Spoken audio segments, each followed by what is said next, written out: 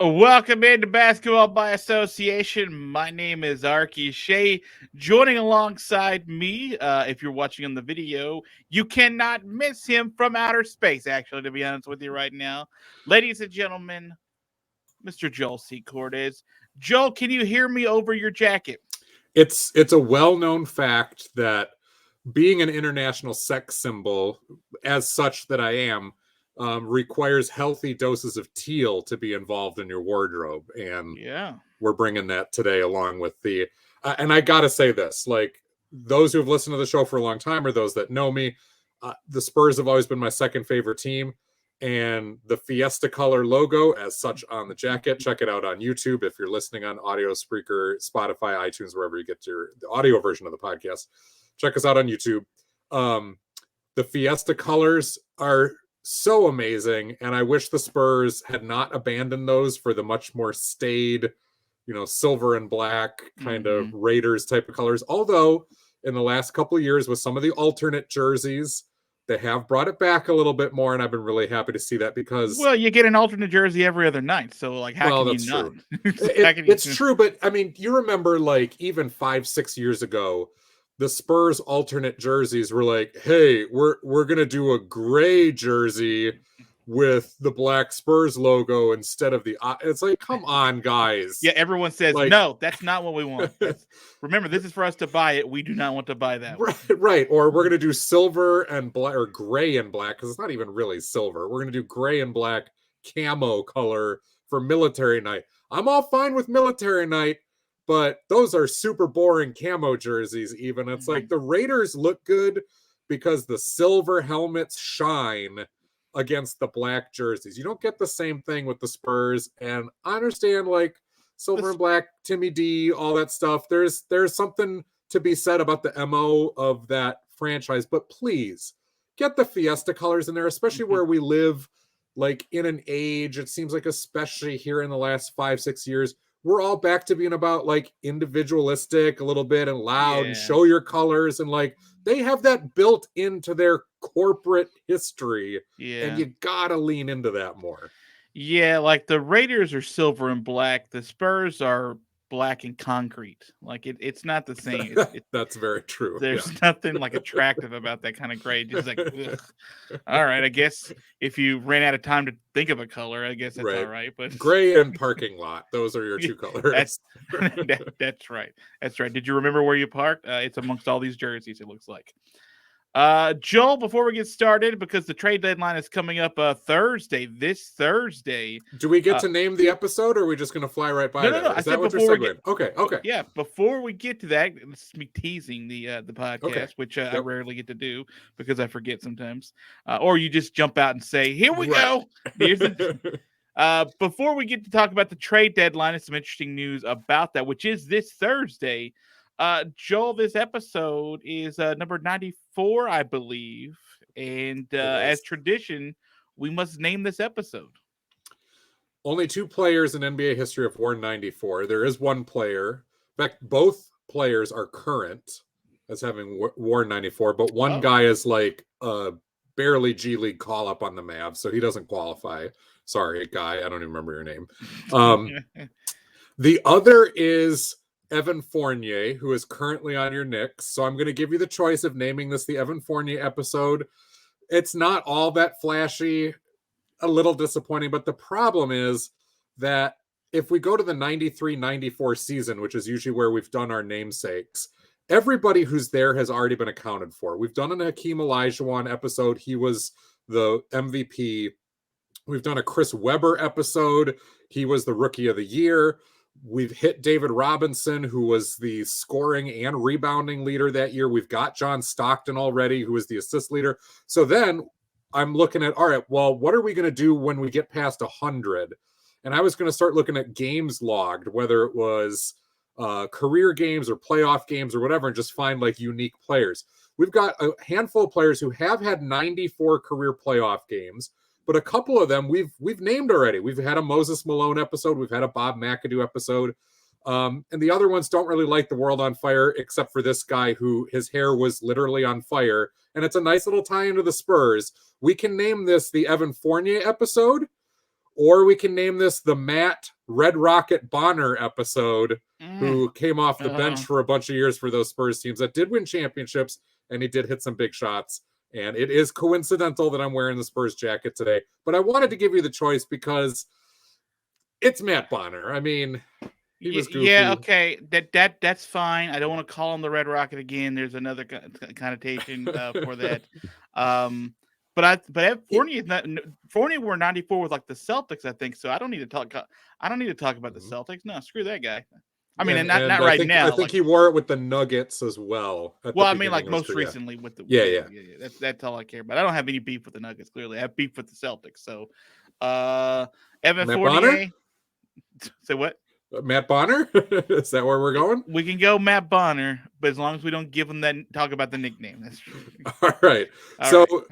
My favorite Matt Bonner story has nothing to do with the numbers or, career-wise. He played mostly with the Spurs, started with the Raptors.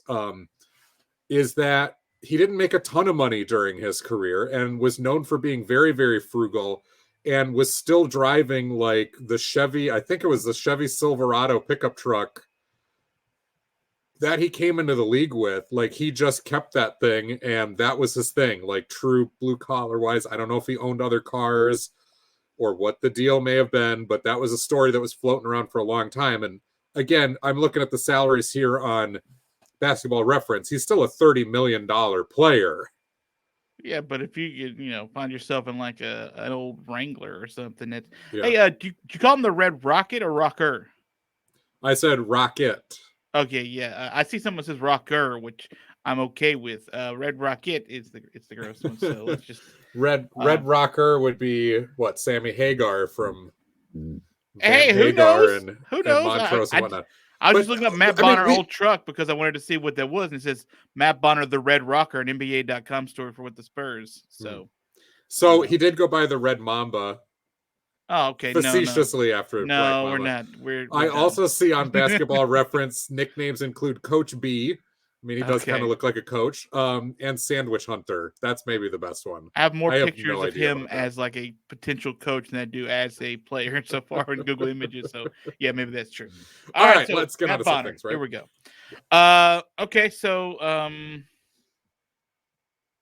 let's start by getting what is the non-story out of the way first, which is The Athletic reported that there is still interest in the possibility of James Harden being traded away from Brooklyn to go to the Philadelphia 76ers. ESPN did a story and reported that basically back a few weeks ago, there was basically a one-word conversation between the two, and it was the word no. But The Athletic reporting. Who was saying no? Who was saying no? Brooklyn. Brooklyn was saying no, because I think the story said something like Daryl Morey called Brooklyn and said, "Hey, let's talk about James now." And then Brooklyn said, "James who?" Because like there's two James Johnson. James Johnson. Yeah, there's two Jameses, and it's all cute. He goes James Harden, and Brooklyn says no. So, but anyway, The Athletic reporting, so they have some kind of source that says it. Steve Nash was asked about it. I think was it Saturday or Sunday, and he said, "No, we are not trading James Harden." But you could say that's present tense, doesn't mean future tense. Okay, so we talked about this last week, how this makes no sense for the Nets to do. But kind of, sort of, if we want to talk about if the trade happened, Ben Simmons for James Harden, like, would Brooklyn be in a better position if Ben Simmons were the third of the three? Because I think Ben Simmons, if he's all mentally there and wants to play, would be kind of a good fit in Brooklyn. But again, that's a lot of ifs. But as far as on the courts, I don't think it's the worst idea in the world. You could make it work. And I always love these so-and-so is interested stories that get thrown out there by like very shady fringe, blog sites.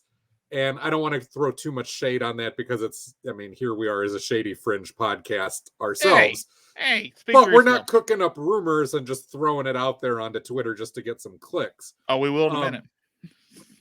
Be that as it may, I'm interested in winning the lottery. I'm interested in my lawn mowing itself when spring and summer arrives. But just because I'm interested in those things doesn't mean anything. So yeah, everybody's interested in James Harden. If you could get him for cheap enough, but that's always the question, is the price. And yes, you could make it work. Ben Simmons alongside Kevin Durant and Kyrie Irving. It could work. He's going to be setting those guys up. He's going to be setting other shooters up. He is a world's better defender than James Harden.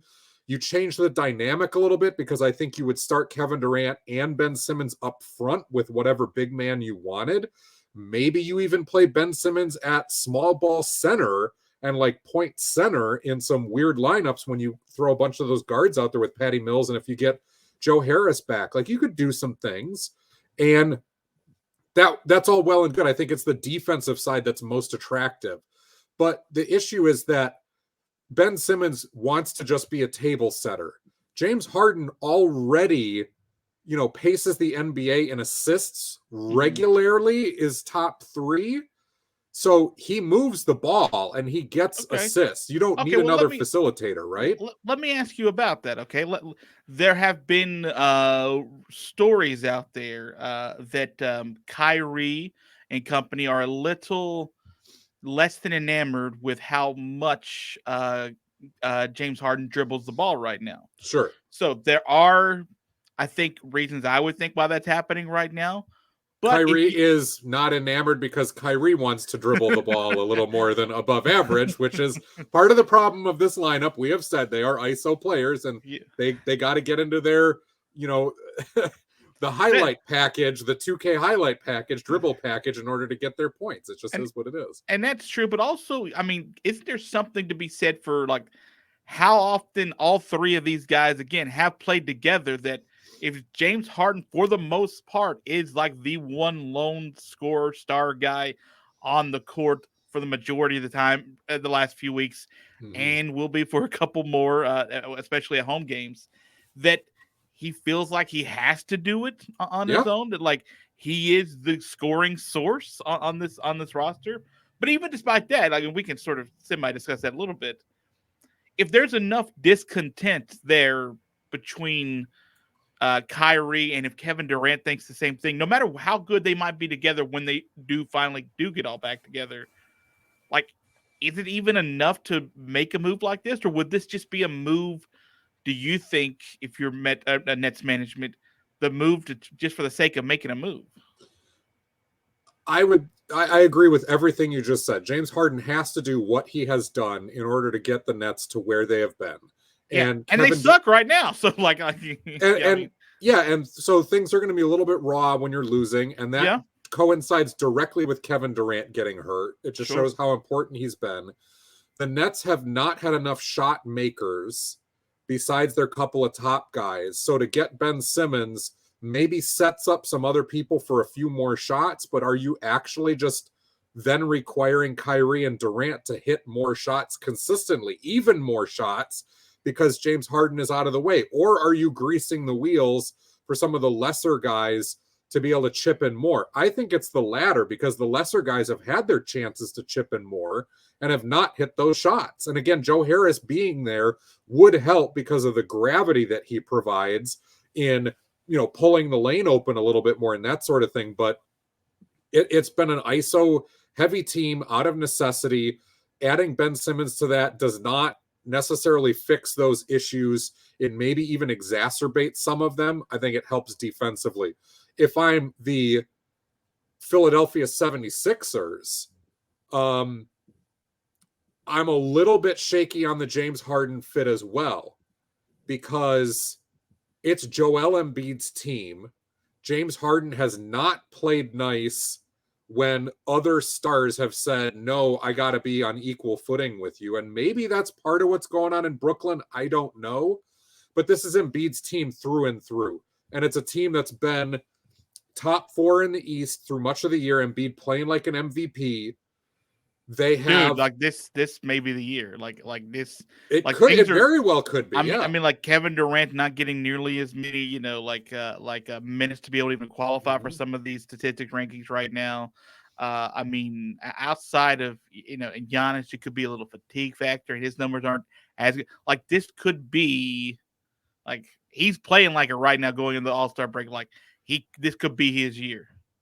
And Philadelphia doesn't have a lot of guys who absolutely need the ball first to score, but Tyrese Maxey and Shake Milton, who are operating as their, point guard tandem right now with Ben Simmons out, both do better when you get them going downhill and they've got their own dribble. That's how they get to the basket. That's how they make things happen. To have James Harden in that mix takes the ball out of both of their hands a lot more.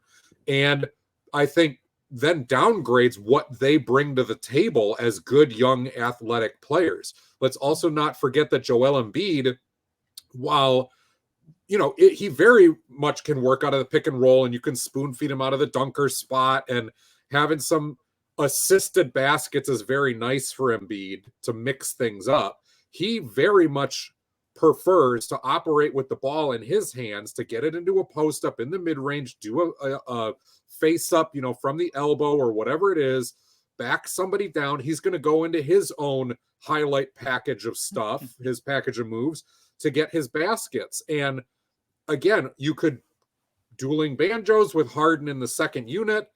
You absolutely could do all that. And Ben Simmons is such a sunk cost that to get an all-star player is very intriguing. But there might be better all-stars out there, or better packages of young guys who could grow into all-stars. Because remember, James Harden is a big money player on a long-term deal who is hitting that age range now in his early to mid-30s, where the decline could come quicker than you think. Sure. See Russell Westbrook, Harden's such a better shooter that I don't think his descent is going to be nothing like Russ's, because Harden can absolutely thread the ball. But it's tough. Go ahead. Philadelphia is the 5th seed right now, but they're only a game and a half back. Like they're 1.5 games separating 5 teams in the East right now for first place, and it's kind of wild. And the Nets aren't one of them. The Nets are one of those teams. The Nets are the Nets have lost like 8 straight games. Yeah. They're down to the 7th seed right now. They're 6 in a row now, and 7 out of their last 10. I believe so. Unless I got a refresh here, I might be off. The Nets are just no. You're right. It is 8 in a row. That's my bad. Yeah, and it's 8 out of the last 10. Yeah, and they're I mean, not in trouble, right? Necessarily, but this is what we said a lot about the Lakers last year too, right? Like, and the Nets are in a better position, top end talent wise, than probably the Lakers, what we're talking about last year. Absolutely. But the rest of the roster, I mean, like, what is Kevin Durant when he comes back? How many games will Kyrie get to play? Kyrie just said he hopes that he'll be able to play a home game soon. Yeah, okay, I bet you do. Like I'm sure so would a lot of people. I hope my lawn mows itself in the summer. Okay, do you think that's going to happen more? A better chance of happening? Yeah. Depends. Anyway, never mind. So I think it's sort of interesting to see that even if the Nets didn't make this move with Philadelphia, I think Philadelphia would be interested, obviously. Excuse me, I'm sorry. But I think you can't hate where you're at right now if you're Philadelphia. Like you don't have to go, like you don't have to be the 1 seed to go deep. And again, you're only a game and a half out of 1 seed. Like, all right, we can't like get too, mesmerized with where the standings are, but just give you an idea, like the Bulls and the Heat are ahead of them, the Bucks, the Cavs, who should be losing games. They're not losing the games that we thought they and just got some reinforcements, which we will talk about in a few minutes. Yeah.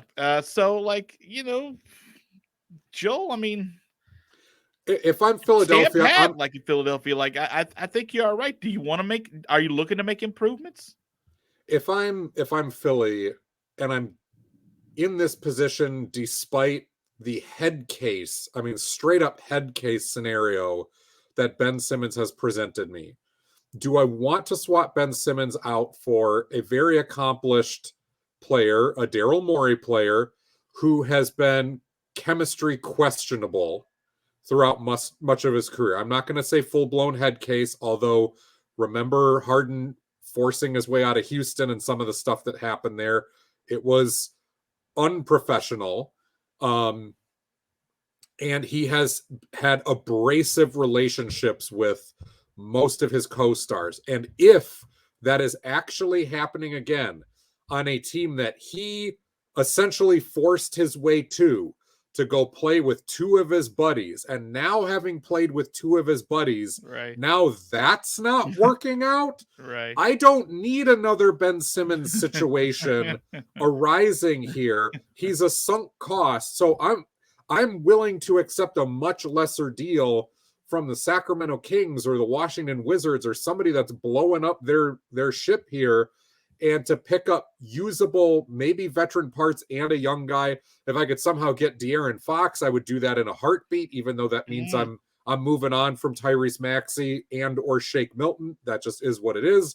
If I can do something like that, I would honestly, every day of the week, and I doubt this offer's on the table, but I would take Bradley Beal 11 times out of 10 over James Harden at this point for where the Sixers are at. And Harden is arguably the better player, and Beal had some chemistry issues with John Wall in Washington and so forth. But I go that route, even for the slightly lesser player and the better fit, over and over and over again. And if I'm the Nets, unless Harden has come and told me, I don't want to be here anymore, can you find me a trade?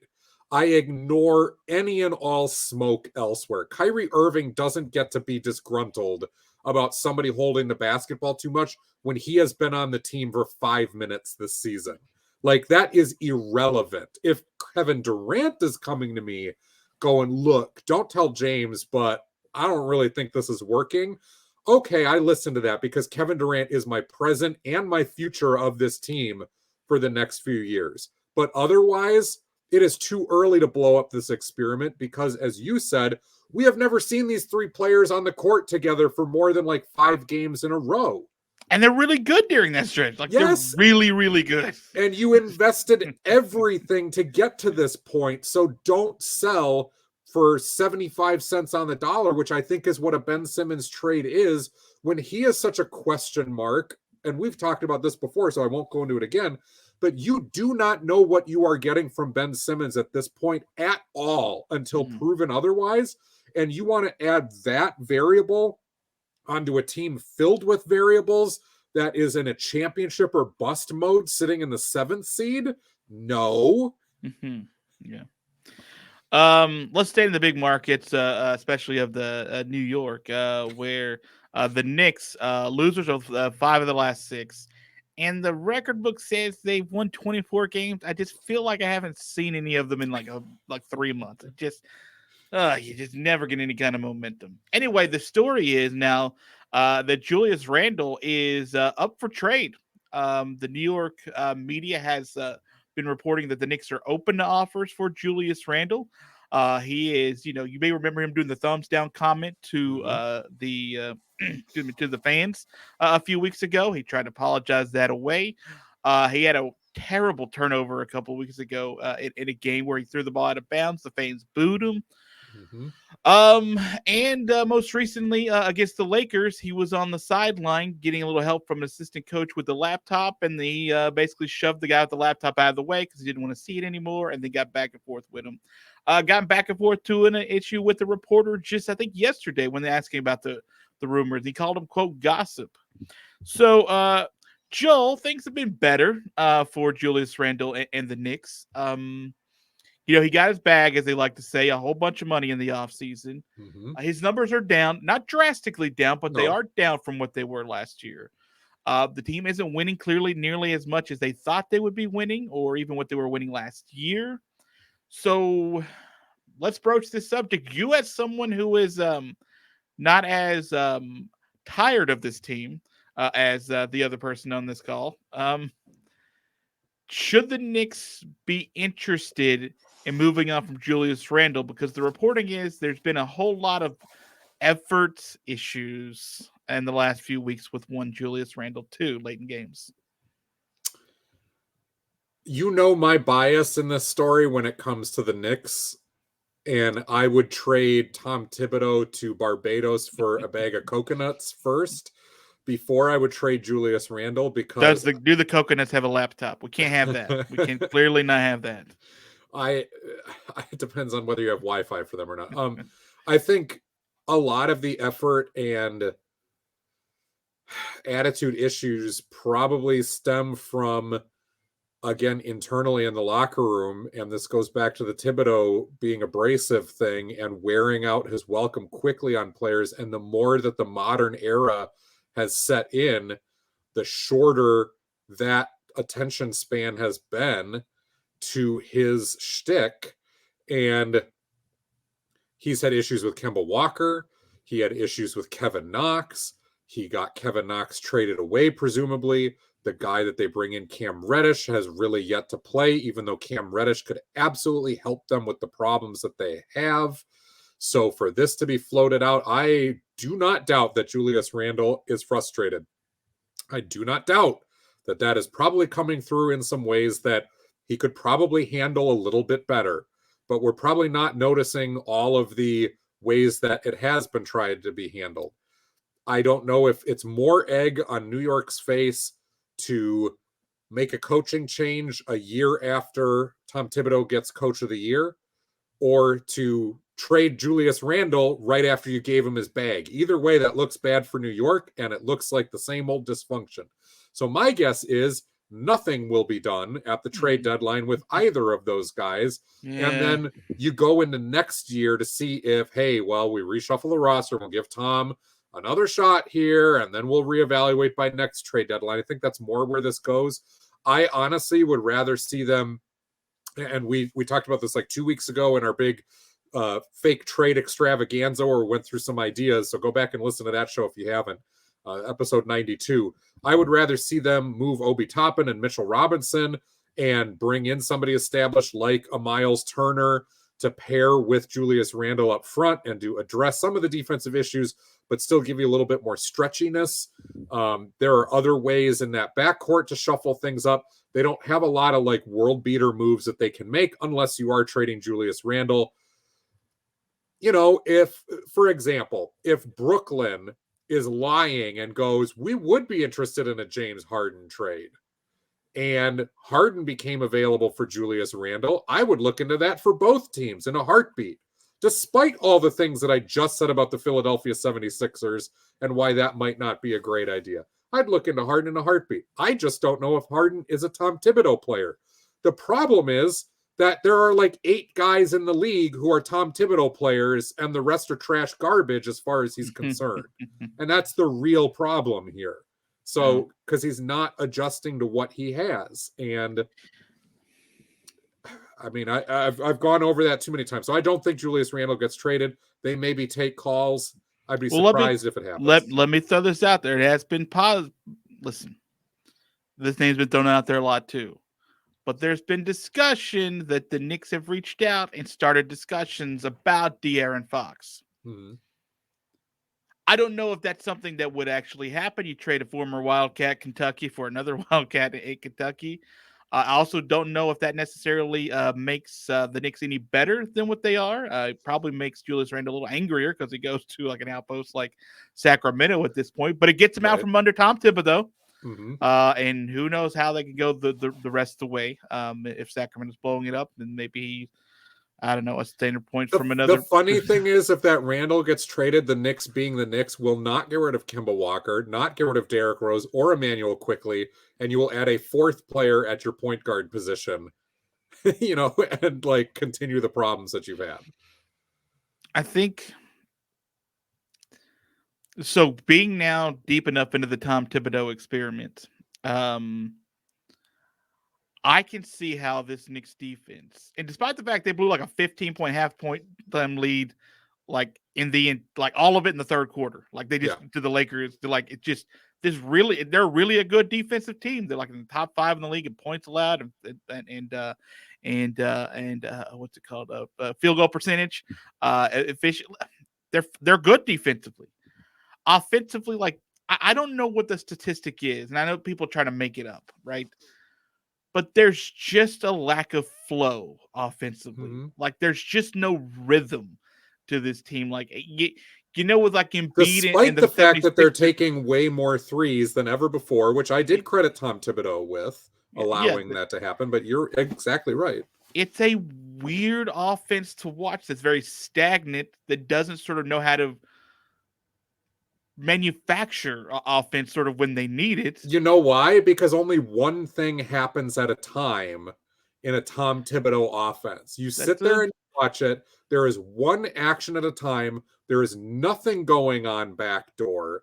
It is incredibly rudimentary. I ran more free-flowing, complex offenses coaching JV girls basketball where the ball moved more than what you see out of Tom Thibodeau. It is archaic, and the fact that he Russell Westbrook style continues to be as defiant as possible, that it is all media, ignorance that you would even bring up something like that. We saw it in Minnesota, where you had very talented offensive players like Karl Anthony Towns and Andrew Wiggins. You saw the same thing there, and you saw the same thing in Chicago. It's just early on, Derrick Rose was so darn good. And you had a secondary scorer like Carlos Boozer, who was able to get 20 points a game in his sleep, a lot of times in ISO and post-ups, that it masked that issue. And when you don't have those type of players, despite the fact that Julius Randle can get points, it's exactly as you said. Like, it's stagnant. You will score sometimes, but you're just paddling a canoe upstream the entire game. Yeah, it's just like it's one of those things where like I want to say I'm grateful for Tom Thibodeau making the New York Knicks respectable, but I feel like it's a bridge coach, hopefully to someone younger and with nicer, newer ideas. Maybe two ideas that can happen at the same time, perhaps. He did get the Wolves to the playoffs for the first time in like 18 years. So again, I will give that respect absolutely. But then from there, what? I also want to say, let's be fair, half the league makes it to the playoffs. Yeah. So like he, and not to be mean about that, but did the same thing for the Knicks. The Knicks got the host and did get run by the Hawks, which by the way, were a more complex and interesting offense to be able to watch and pay attention to last year. That's why they were able to create large separations in those games when I, for one, didn't think they would be able to. So it's not just about staying in front of your man, Tom Thibodeau. It's not. Right. There's more to. It's not just about working harder and trying more, which is what it always comes down to. And to me, when a coach defaults to that every single time, they're a bad coach. It's about they're getting a flat-out bad coach. Yeah, it's about getting on the floor, getting after the ball, Joel. Come on, you gotta want it more, Joel. You gotta want it more. Work smarter, not harder, right? Yeah, work that's smarter, right. not harder. Oh, well, that's not what the Knicks do. They work harder to get less done, which I'm excited about. And then say, hey, Derrick Rose, you barely have legs. Would you like to try? Because we really like you. And we will not let our other guys who have been known to score the ball play in the game. How about that? That feels nice, huh? That feels nice. Tom Thibodeau, listen, just here's the scary You're not gonna thought. Change. Here's the scary thought. You trade Julius Randle for De'Aaron Fox, and Fox gets there and suddenly isn't a Thibodeau guy and is coming off the bench behind Derrick Rose. You right? have no more guys. Like Julius Randle is like one of the dudes that's bought into like Tom Thibodeau. Like he is bought in to Tom Thibodeau. Tom Thibodeau's made him $100+ million in the offseason. All right. Let's not suck it up with effort. By the way, Julius Randle had a great statistic game against the Lakers. He went for like 32 and 15 or something like that against the Lakers. He's not the problem. No, he's not the problem. Is not the problem. No. Trading him is not the answer either. Well, no, it's not the answer. Let's talk about real quick Carousel Levert in that trade that you just mentioned. He has gone over to I guess the good side. Right now, at least the Cavaliers, who we didn't think would be nearly as good as they are right now. Yeah. He goes for Ricky Rubio, who currently has no legs, speaking of the legs. It's an expiring contract. Poor Ricky. Right. We talked about this 2 weeks ago. Like, would you actually do him like that? And it said, yeah, you might have to because you don't have a lot of other options. Well, you did him like that. Also, a first-round pick and 2 second-round picks in that trade. So Caris LeVert goes from Indiana, where they had a game where they gave up like 160 points recently, to a place that is not going to give up 160 points in Cleveland, in a team that looks ready to be making a serious playoff push at some point. We'll talk about that when it is time. But diagnose this move for the Cavaliers, and only the Cavaliers, because I could care less about the Pacers at this point. Yeah, the Pacers are on the verge of blowing this up. This is the first sign that Sabonis is probably gone at the deadline here. Turner is for sure gone. Yeah, Brogdon, they probably can't move that contract yet for a year, but it is blow up time in Indiana. That's coming absolutely. For Cleveland, man, I love this deal. I absolutely love this. We did talk about the fact that, like, okay, their bigs can score, Darius Garland can score, but it's a patchwork at the wings right now, just an absolute patchwork. And as much as we like Isaac Okoro as a up-and-coming defender, and we see what he could be, like, he could be a Ron Artest type of player in all the best ways, with that frame and his defensive ability. And as much as Cedi Osman is like a helpful, surprisingly big bench scorer, they've tried Cedi Osman as a starter multiple times, and that ever since LeBron left. And that's not been his forte. He's overexposed with too many minutes. So to get a guy like Caris LeVert, who, yes, has had injury problems. He didn't play a ton in Brooklyn. He didn't play a ton at Michigan in college. He did not play a ton at Indiana. But when he has played, has been an all-star level scorer at a couple of different stops now. And he's big. This is what I love about it. The Cavaliers get another guy who can put in 20 points, and this time from the perimeter, is not a terrible defender. And he fits in with this supersized lineup that they're trying to trot out there, where for a lot of teams, LeVert, Okoro, Osman, they would be for sure a small forward. And Okoro and Osman would be like undersized fours on a lot of teams that go small. On this Cavaliers team, these are their shooting guards. And Caris LeVert coming out at 6'6". And then you've got 7-footer Lauri Markkanen at a small forward, Evan Mobley, who's 6'10", 6'11", Jared Allen, who's almost 7 feet. And you got Kevin Love coming off that bench, like, who's a 6'10" guy. They've gone big. They've created an identity for themselves. They can get away with it because Mobley is such a good defender inside, and Okoro is such a blossoming defender, and the rest of the guys are holding their own. Jarrett Allen is a good shot blocker. They can cover up for the fact that they are not switchy by a modern NBA standpoint. But on the offensive end, they got enough shooters out there, just barely, to keep that lane open, and Darius Garland has been that good. Adding Caris LeVert as a shot maker who can get you points off the dribble, and most importantly, get you points on catch and shoot and coming off screens. He does just a little bit of everything very well, but you're not losing that size advantage when he's in the game. Cleveland did not think they were going to be ready to win, but now that they are and they see the future is here, that first round draft pick is not going to be as good as it would have been had they been bad. The second round picks mean nothing.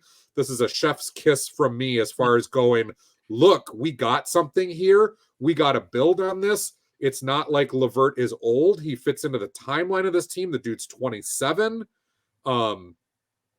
Absolute slam dunk type of deal, as long as, and this is knock on wood for Caris LeVert because the dude has had bad luck, as long as he stays healthy enough to be able to help them through the rest of the season. But even if he does not, he's there to look at long term, and you got this far without him. Ricky Rubio wasn't going to help you anymore this season. That pick wasn't going to help you anymore this season. Fair. It just goes back to what you were doing. And if he can help, this honestly may be the difference between Cleveland, like, winning a playoff series or two, which was not their ceiling going into this. Yeah, I wanted to say that I won't add much to this because I think you hit a lot of it. But one, that was the big thing I was going to hit, is that he's big. Like, his wingspan's like nearly 7 feet. Like he's a big guy with big wingspan. He's an explosive scorer at times, and I think that's something that's huge for this team. I mean, the last couple of games, he scored like 68 points combined off like 60 shooting. Like, he had 42 points on what, 3 days ago? His season high for the Pacers, 42 points. And he's then not doing the Cavaliers it get him the next day, 2 days later. And he's not doing it with the three ball. Like that's sort of not his thing. Like he's like a 30% three shooter. That it's not like he just got hot from beyond the arc one day and got like 9-10 threes and that would no, like he's a good scorer. He's a really good scorer for this team and a big scorer for this team, which I think is a huge help. And I think it makes Cleveland even a more dangerous team when it comes to when we get past the All-Star break. I guess immediately once he gets onto the roster, sure. But I think it's a very good trade too. Because I agree with you too. Like if you're making that play for like now, let's make a run now. We're good right now. We may be injured, but we're better than we thought we'd be. We could win some playoff games. Then I think you worry about a low first round pick this year.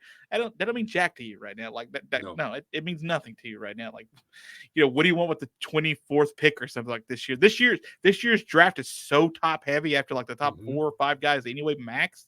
Like, yeah, I mean, credit the scouting department if you did something with it, but like, I don't know, man. Like even Giannis was like what the 15th pick or something. Like it wasn't like he was like in the 30s or anything. Yeah, and some of the other names that were being floated around to help Cleveland, because it was very well known that they were going to try to add some punch here at the deadline, especially with Rubio out for the season and Colin Sexton out for the season as well. They were going to try to add a scorer. But some of the other names that had been mentioned, including by us, Buddy Hield from the Kings, Eric Gordon from the Rockets. Will Barton was probably going to stay in Denver, but like Terrence Ross, maybe from the Magic. I like this. LeVert didn't even come up for me. Like I thought he might be available, but that the Pacers probably would keep him for another year, even if they moved on from Sabonis and Turner.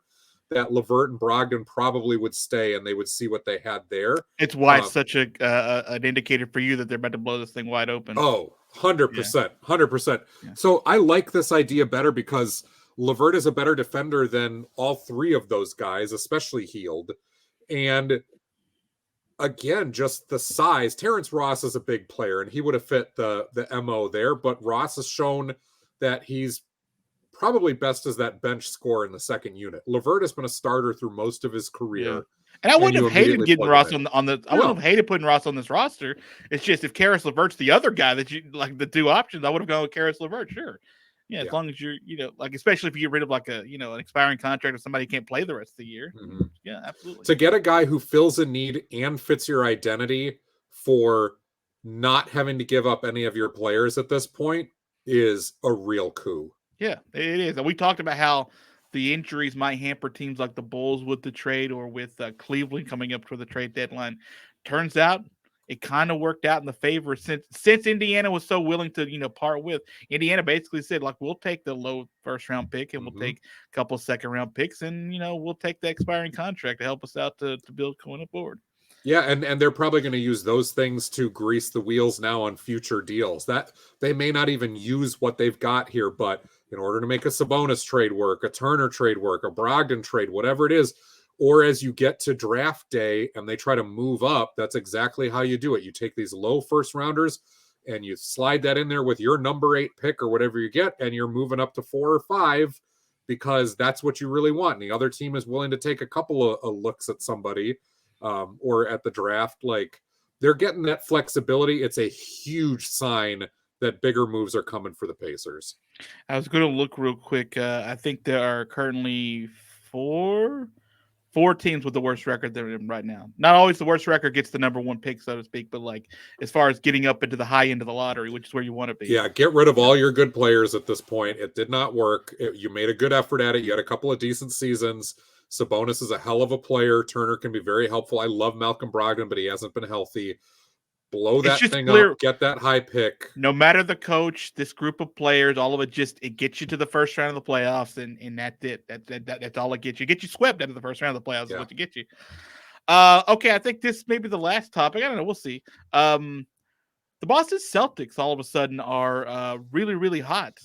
They've won 5 straight games. I think it's 5 straight games now. I love how 5 straight games qualifies as really hot for the Celtics. Like, that's what the bar is set for that right. team. They haven't played this well since last year. Mm-hmm. Like, I don't mean like December last year. I mean like last season. 7 out of their last 10 have been won. Yeah, they are playing really well. People don't talk about it enough. This Boston defense is upper level right now. Their net efficiency ratings are I think in the top 3 in the league. I think they're behind Phoenix and Golden State. And defense efficiency, like I think they're way up there. I mean, obviously they're way up there. Defense is how it has to be. But I think they're third defensively, like top 5 in the net efficiency ratings. Regardless, they're really good defensively, and they're playing really good basketball right now. And have suddenly jumped to number 6 in plus minus, which is really interesting for a team that's only 30 and 25 to be up that high. Well, offensively, they're 19th in scoring. They haven't been up over 5 games over 500 in like a year. Like it's been like I don't think it's been a year. Maybe it's earlier this year. No, I think it was early this year. Anyway, 5 games above 500 is not something that we saw from the Celtics as they start to come back, not to the pack, but below the pack for the most part. So the fact that they did this, started off without Marcus Smart. They looked really good without Marcus Smart, but Marcus Smart has come back and they've still played really, really well. Let me ask you this.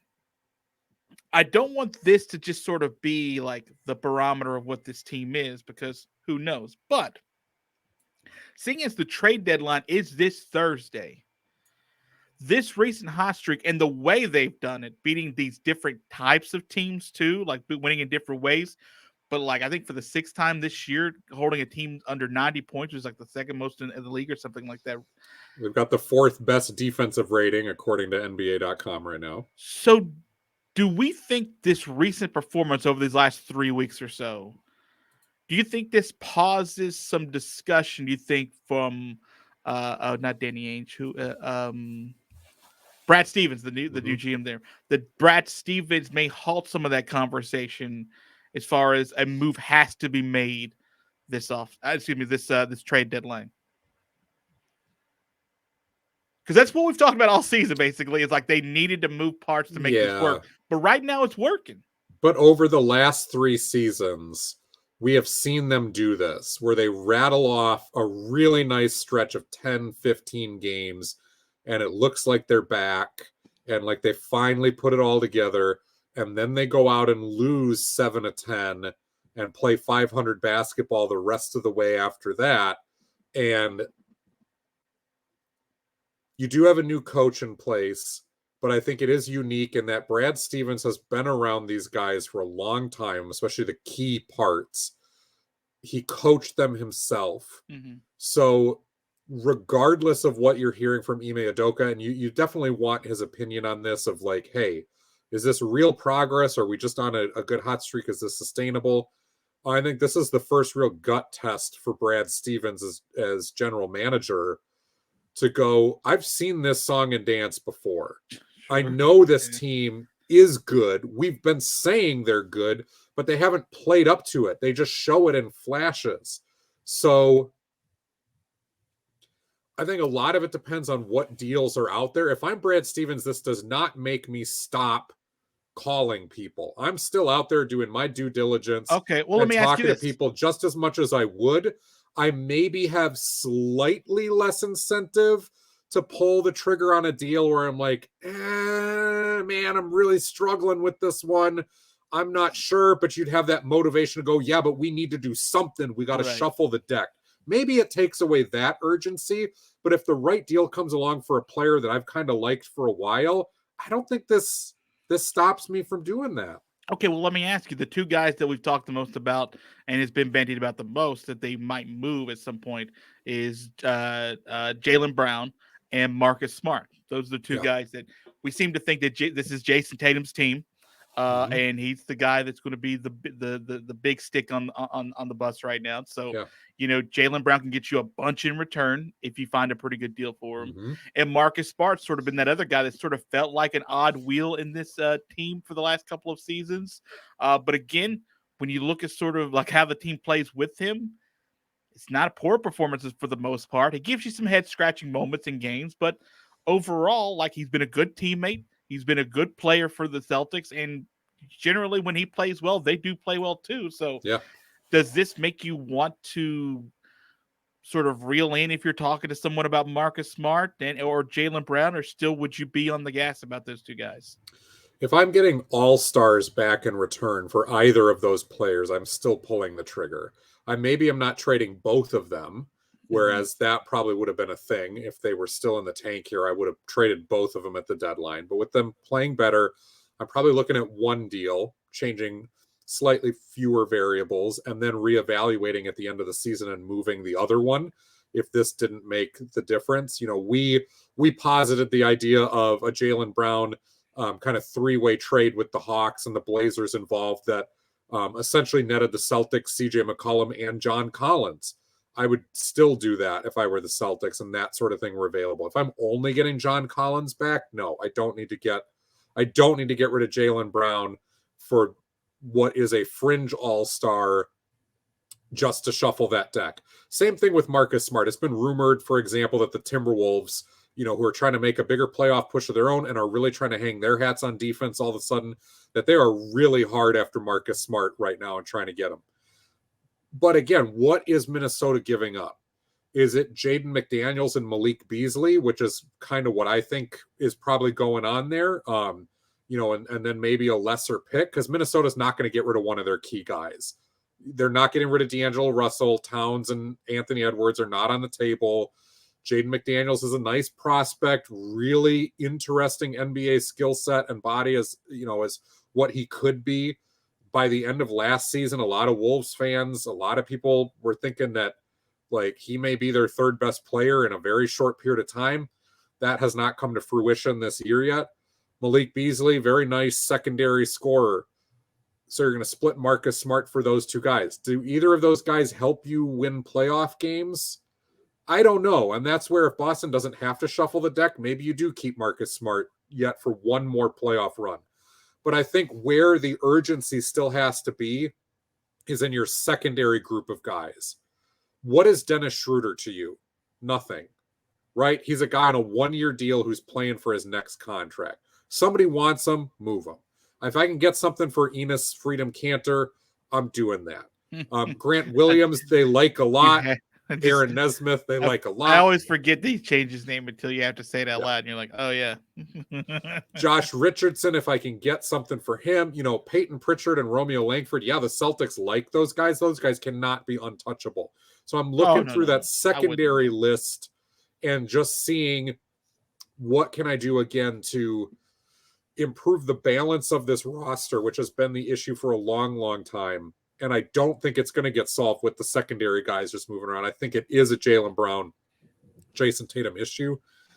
So keep listening to the deals, see what's out there, but you don't have to make something just to make it. All right. Final question. Again, Thursday is the trade deadline. We won't speak again until next Monday when this pod records. Hint, it's late in the afternoon. So we'll know a few things, probably all of the things that would have happened. Joel, do you think there is a move that happens that makes you go, whoa?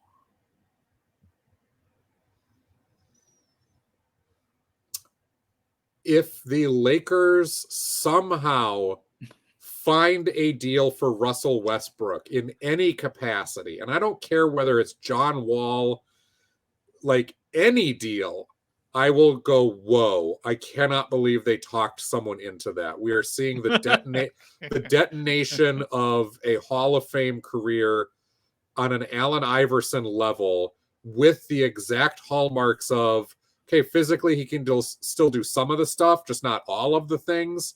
And he still is a good player, but because of his ego, because of his stubbornness, his inability to adjust, because he never improved his shooting, he is on a quick slide, and the team that is stuck holding the bag is in some trouble because of that. We are watching that play out in real time. It is exactly what happened to Iverson, and we have been worried that that day was coming for the last few years, and to Russ's credit, he was able to put it off. But it's here. It's now.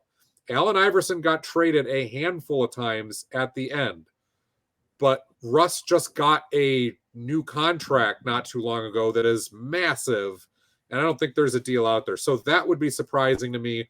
it would be surprising to me if James Harden actually got moved and we found out that, like, okay, either Nash didn't know what he was talking about or, was lying in the present versus future tense, like what you're talking about.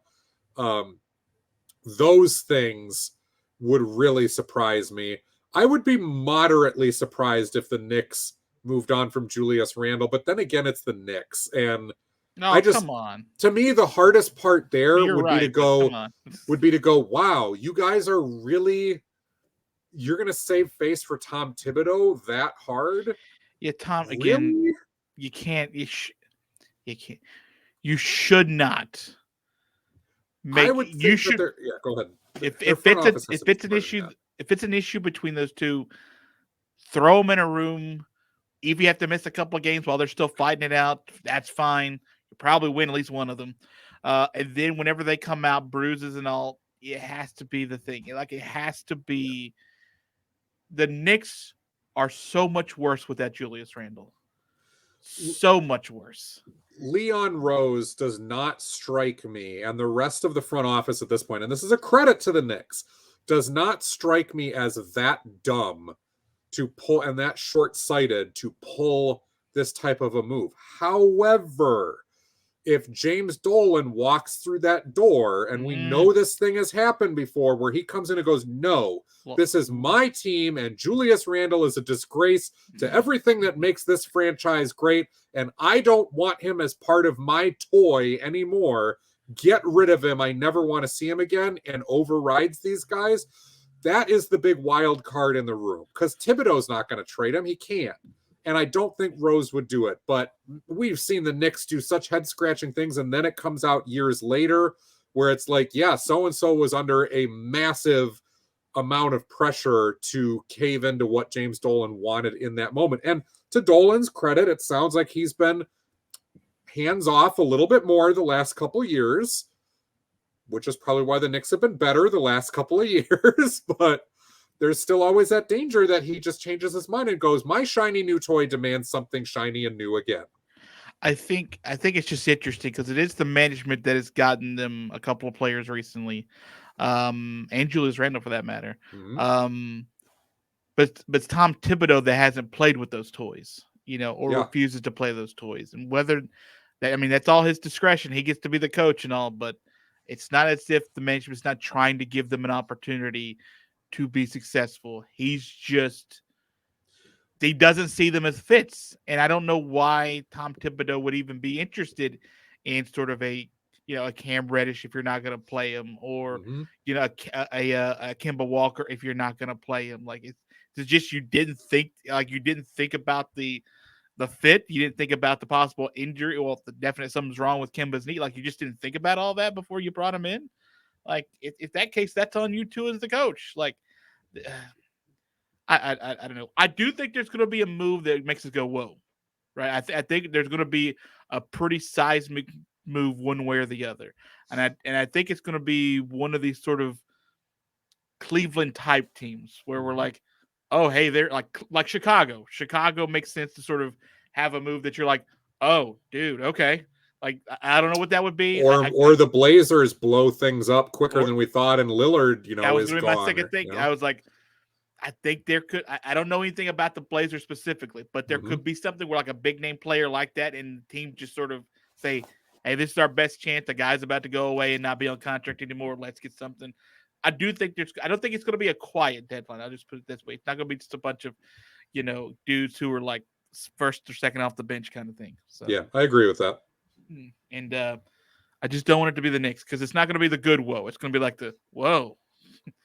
Like, you traded Julius Randle and Cam Reddish, and you got Ricky Rubio's contract. Like, that doesn't make sense. I don't understand. But, I don't understand why anybody traded for that. The Pacers, that's really dumb. But okay. All right, Joel, that's going to do it for us. Do you think your Timberwolves are going to be better after Thursday?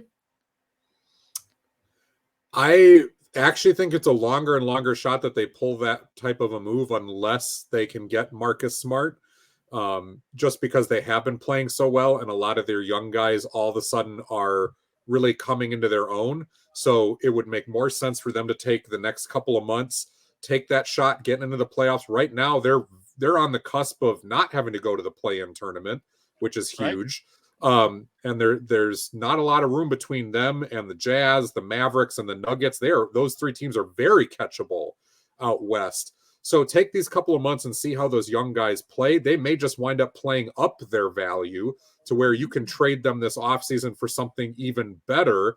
And if not, young players who play well on their rookie deals are the most valuable thing in the NBA. And Minnesota has got quite a few of those. So they're in a good position. But if all of a sudden you can get somebody like Marcus Smart and to go, look, we're going to trot out during the playoffs Pat Beverly and Marcus Smart to try to lock people down, and we still have Anthony Edwards, we still have D'Angelo Russell and Karl Anthony Towns to get us our points. Yeah, I think you make that deal if you can fool somebody into it. Well, I mean, it only takes one dumb one, right? Well, one specific dumb one in the Marcus Smart situation. Who knows? Who knows? I'll be praying for it because I'd like to see anytime the Celtics are weakened is fine by me, and I think that would weaken them. You know, Marcus Smart, he's just one of those weird players. Like, it doesn't feel like it always shows up in the stat sheet, but like it fits a team. Like, it makes a team better. And you know, I think if they lost Marcus Smart or got rid of him, I don't think it'd be great for Boston overall. But who knows? You talked about it last week, how in the modern NBA era, there just aren't that many guys who are like your edgy kind of wild card type of guy. And how it used to be that everybody needed one, and a lot of teams agitators. Had multiples of them. Well, Marcus Smart is one of the fewer modern players who fits that bill. And yeah, the right play is often made, the big defensive play is made, and just making the other team work. But he'll also be the guy that shoots a three from like 75 feet, toward the wrong basket or something like that. Like, he's just like, what's happening? So. All right, Joel, that's going to do it for us. Thank you, sir. You guys can go find us on the YouTube. How, Joe? How? Tell them how. Basketball by Association, or BBA, and like, share, subscribe, ring the bell while you're over there. If you want the audio-only version, Spreaker, Spotify, iTunes, wherever you get your podcast.